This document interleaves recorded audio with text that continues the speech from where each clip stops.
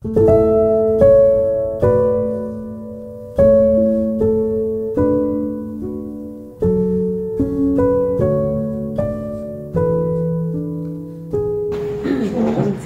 yung panahon na pinaka-iiwas-iwasan ko kasi ako kasama ko itong mga ganitong bagay. Pero inaaway ko siya. Sabi ko, ayoko niyan, ma.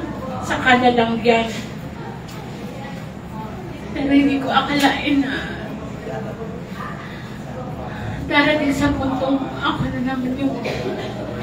Kasi last year nandito kami dahil sa father-in-law ko. Hindi ko ma-imagine na after a year, ito na naman kami.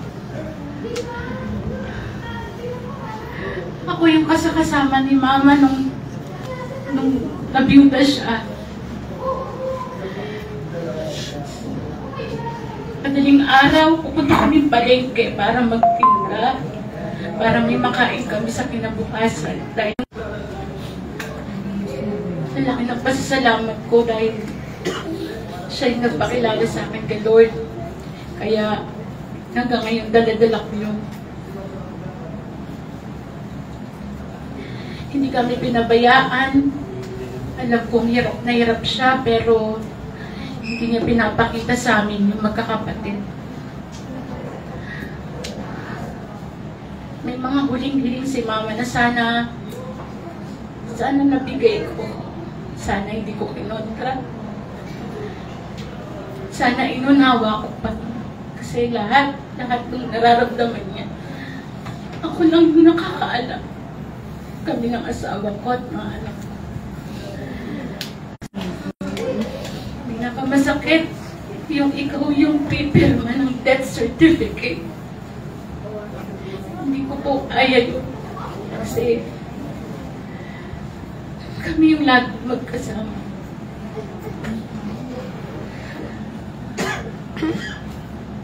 Naalala ko nung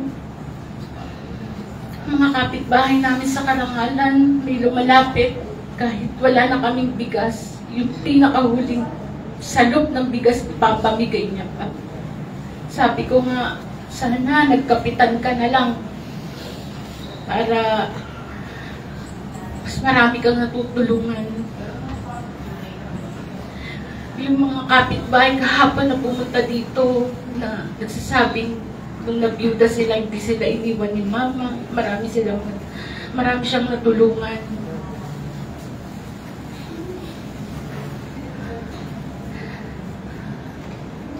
Nagpapasalamat ako kay Mama kasi sa kabila ng paghirap niya sa amin, puro pagmamahal, sakripisyo. Hanggang sa huling sandali sa mga anak ko,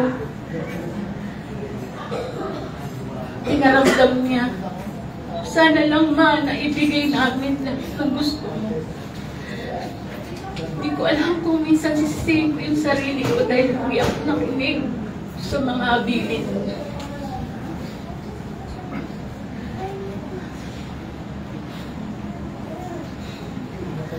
Ma, mahal na mahal kita. Yun lang ang gusto ko sabihin sa'yo.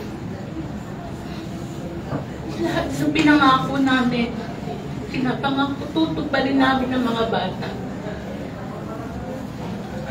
Hanggang sa muli po na pagkikita na, mahal na mahal kita.